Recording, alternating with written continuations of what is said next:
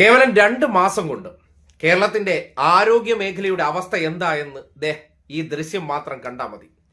തിരുവനന്തപുരം ജില്ലയിലെ വാമനപുരം മണ്ഡലത്തിലെ കല്ലറ എന്ന പ്രദേശത്തെ സർക്കാർ ആശുപത്രിയിൽ ഇന്നലെ രാത്രി എത്തിയവർക്ക് നേരിടേണ്ടി വന്ന ദുരവസ്ഥ നിങ്ങൾ കാണണം. 2-3 മാസം മുന്നേ നിങ്ങൾ ഇത്തരം അവസ്ഥ കേരളത്തിൽ എവിടെയെങ്കിലുമൊക്കെ കേട്ടിട്ടുണ്ടോ, അല്ലെങ്കിൽ കണ്ടിരുന്നോ എന്ന് കൂടി ചിന്തിക്കണം. എത്ര പെട്ടെന്നാണ് കേരളത്തിന്റെ സർക്കാർ മേഖലയിലെ ആരോഗ്യ സ്ഥാപനങ്ങൾ കുത്തഴിഞ്ഞ അവസ്ഥയിലേക്ക് എത്തിയതെന്ന് നോക്കണം. ശ്രദ്ധിക്കുക, സർക്കാർ ആശുപത്രികൾ എന്ന് പറഞ്ഞാൽ സമ്പന്നന്റെ ആശുപത്രിയല്ല, സാധാരണക്കാർ ആശ്രയിക്കുന്ന ആശുപത്രികളെ നവീകരിച്ച് ജനങ്ങൾക്ക് ഏത് സമയവും സഹായം കിട്ടുന്ന രീതിയിലേക്ക് അതിനെ മാറ്റിയെടുക്കുന്ന ഒരു പ്രക്രിയ ഈ നാട്ടിൽ നടന്നിരുന്നു. അത് ഇന്നത്തെ അവസ്ഥയിൽ 2 മാസം കൊണ്ട് എങ്ങനെ എത്തിയെന്ന് നിങ്ങൾ തന്നെ കാണും. ഇത് കല്ലറത്ത ഗവൺമെൻറ് തരട്ട ഹോസ്പിറ്റലിൻ്റെ അവസ്ഥയാണ്. ഇന്നിപ്പോൾ ഒരു കൊച്ച് ഇവിടെ ശ്വാസം മുട്ടായിട്ട് വന്ന് നിൽപ്പുണ്ട്. അതേപോലെ തന്നെ ഞാൻ ആക്സിഡൻറ്റുമായിട്ട് വന്നു. ഇവിടെ ഒരു ഡോക്ടർമാരില്ല. ഇതെന്താണിത്? കല്ലറ ഗ്രാമപഞ്ചായത്തിലെ ഒരു മെയിൻ ഹോസ്പിറ്റലാണ്. രാത്രി ഒരു ഡോക്ടർമാരില്ല. ഇത് ചോദിക്കാനായിട്ട് ഇവിടെ ഏതെങ്കിലും ആൾക്കാരുണ്ടോ?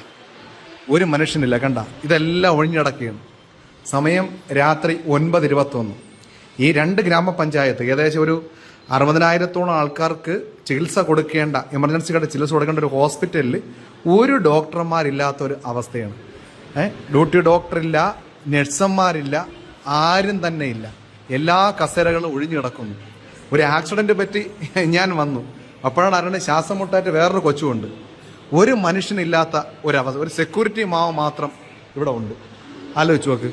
നഴ്സന്മാർ പോലും ഒരു എൻക്വയറിക്ക് വേണ്ടി ഒരു നഴ്സ് പോലും ഇല്ലാതെ ഈ ഹോസ്പിറ്റല് അനാഥമാണ്. നഴ്സിംഗ് റൂമാണിത്, നഴ്സിംഗ് റൂം.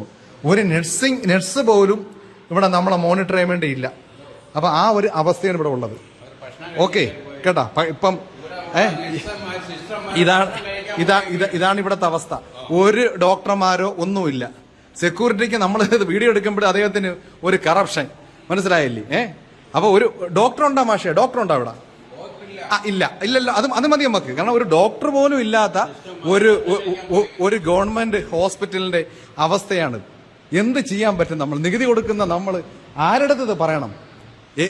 എന്ത് പറയണം? ഈ 2 ഗ്രാമപഞ്ചായത്തിലെ ജനങ്ങൾക്ക് ട്രീറ്റ്മെന്റ് കൊടുക്കേണ്ട ഒരു സ്ഥാപനത്തിന്റെ അവസ്ഥയാണ്. ആരും തന്നെ ഇല്ലാത്തൊരു എമർജൻസി റൂമാണ് ഈ കിടക്കുന്നത്. ഒരു മനുഷ്യൻ ഇവിടെ ചോദിക്കാനോ പറയാനോ അവിടെ ഇല്ല.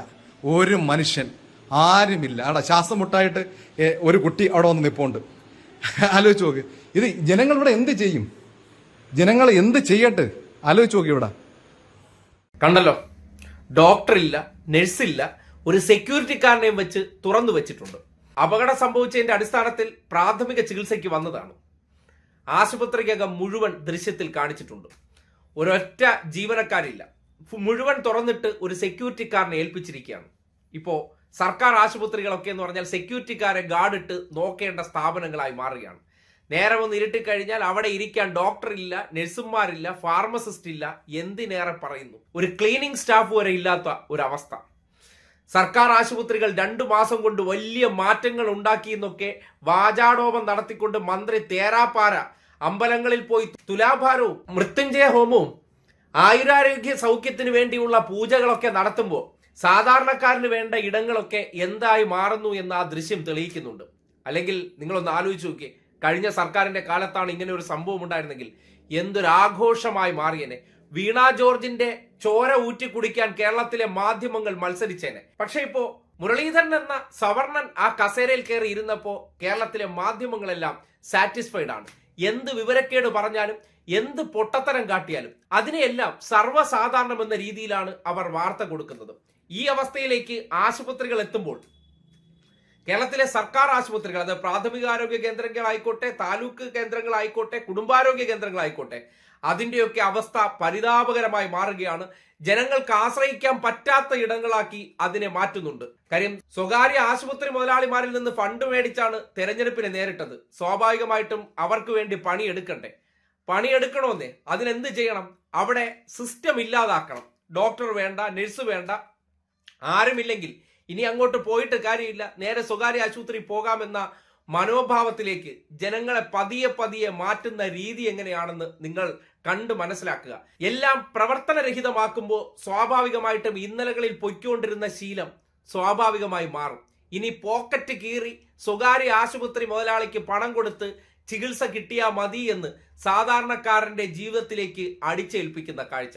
ഇതൊക്കെ കണ്ടിട്ടെങ്കിലും തിരിച്ചറിഞ്ഞോളൂ, ഇവിടെ വരാൻ പോകുന്നത് സാധാരണക്കാരനും പാവപ്പെട്ടവനും തൊഴിലാളിക്കും വേണ്ടിയുള്ള സർക്കാരല്ല.